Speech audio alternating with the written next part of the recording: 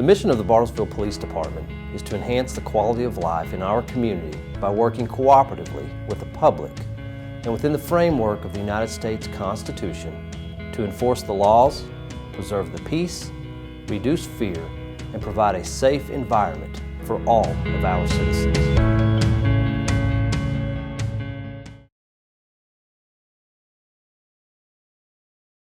Hello and welcome to Behind the Badge. I'm Police Chief Tracy Rolls. Thank you all for joining us here today. Very excited today that I have Jim Warning, the retired Sergeant Jim Warning. And your retirement was very long-lived. It was a whole 2 weeks. Yeah, it's a lot of time to recharge the batteries and do the things that the wife wanted you to get done so you could get right back to work. Mm-hmm. I didn't get it all done, but well, according to your wife, I don't know that you ever get it all done, but certainly glad that you got a little break between your old career and your new career, mm-hmm. which have some ties. They do. So let's talk about your new role, working for Grand Lake Mental Health. Mm-hmm. And what's your title? I am the Law Enforcement Engagement Director. So what does that mean? Basically, it's a new position, and what we're doing is we're trying to kind of bridge the gap between services and law enforcement a little bit. Since I've been a police officer 25, 30 years, have a pretty good knowledge, and so it's one way for me to kind of help service folks kind of understand the law enforcement role, and then vice versa. Communication, new things, programs, things like that. So a lot of traveling? A lot of traveling. So what area is your responsibility? My area is a 12-county area that Grand Lake Mental Health covers. It's in northeast Oklahoma primarily. That can be Osage, Washington, Pawnee, Payne County, Delaware County, Nowata County, just that area in northeast Oklahoma. So you liaison with all of the law enforcement agencies within the area that you just described to Yes. make things better as far as the relationship between Grand Lake Mental Health or mental health providers mm-hmm. and the law enforcement agencies. Yes, and that's also working with some of the tribal agencies, the sheriff's departments, the police departments, trying to get kind of a better communication network, if you will, with how to get services to the people in northeast Oklahoma. So basically, and correct me if I'm wrong, your job is to facilitate relationships between Grand Lake Mental Health and law enforcement agencies so that there's really two groups that are better served. Sure. That's those who are in need of services and law enforcement. Mm-hmm. And then to make those two things mesh better so that everyone is better served. You bet. So how will what you do now impact those who need services?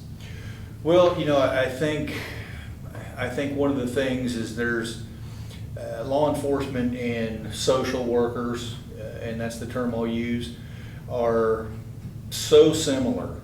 The reasons they got into their professions was because they wanted to make a difference, and so showing both sides, the similarities as opposed to any differences, which are very, very little, and get the communication where there's direct communication, direct understanding, and so that way that the people in need of services get better streamlined information and services, and I think that's been something that's been going on for a long time, and just bridging that gap, being somebody that's in between for both sides, being support for both sides. Communication is basically the key in understanding. And I think anytime that we can make services more streamlined for those who need those services, I think it's very impactful and very helpful to that person. You bet. because a lot of times, we have a mental health issue, Mhm. not necessarily in Washington County or northeastern Oklahoma, but in the United States. Sure. We have a mental health issue. I don't know if it's a crisis, but it's certainly an issue that needs to be dealt with. And a lot of people say that law enforcement's not the best vehicle to deal with those who have mental health issues. Whether it is or whether it isn't, whether they're right or whether they're wrong, here we are. Sure. And we have to deal with it. Law enforcement has to deal with it. We encounter those with mental health issues and substance abuse issues and other type of issues all the time, every day. So how will what you're doing now positively impact law enforcement? Well, I think one thing, it's what my goals are is to empower law enforcement to have more resources, education, training at their fingertips to expedite help for people. One of the things that people in the community will come in contact with law enforcement on a quick basis, a regular basis, as opposed to other entities that maybe are not open 24 hours a day or something like that. And you also want to get people help when they're ready to get it, and you don't know when that's going to be. And to me, personally, I think it's imperative to at least open those doors as quickly as you possibly can, and with good communication and good resources to those folks, i.e. law enforcement, the quicker the better, and I think it's just better overall for the community. Sure, absolutely, I agree with that. And you mentioned training. There's a lot of dynamics that are going on across our country right now, Mhm. and there's a real push for social workers doing more to replace police. Sure. I don't know if that's a good thing or if it's not a good thing, but it is a thing. And there are some communities that are moving toward that. And I think there's good with both. Sure. I would say that, and correct me if I'm wrong, I would say 99% of all encounters that we have with individuals who are in some sort of mental health crisis result in a successful outcome. Mm-hmm. For both parties, for the individual and for law enforcement. But it's that 1% that goes bad that we get judged by, and then there's this big push for change, sweeping change. Let's take money away from police departments and put it more into mental health type areas. And I agree that there does need to be more money put into mental health type areas. Now, I don't think that it should come at the expense of lessening law enforcement. Sure. But I do think positions like yours really help, like you said, bridge that gap between what we do and what needs to be done. Sure. In a positive way. So I'm very excited about the new position, and I hope it leads to the creation of big things. I know the type of person you are, and when you get your mind set on something, you continue to move toward it until there's a successful outcome. So Grand Lake Mental Health is very fortunate to have you. Northeastern Oklahoma is very fortunate to have you, and I'm certainly glad that you're still around here. You were walking down the halls a little bit ago taking some harassment from those wondering, saying that we thought we got rid of you, but you said you'll never get rid of us, and that's good. So you're still engaging in the community, Mm-hmm. still out doing what you love to do, and that's help people. So we're very fortunate for that. So if you could tell Washington County and northeastern Oklahoma one thing about where we're headed as far as the relationship between law enforcement and the mental health world, what would that be? What I would say is my goal, the impact that I would like to make is empowerment. I think right now, there's frustration because there's not as much empowerment as people would like to have. And I think it's on both ends.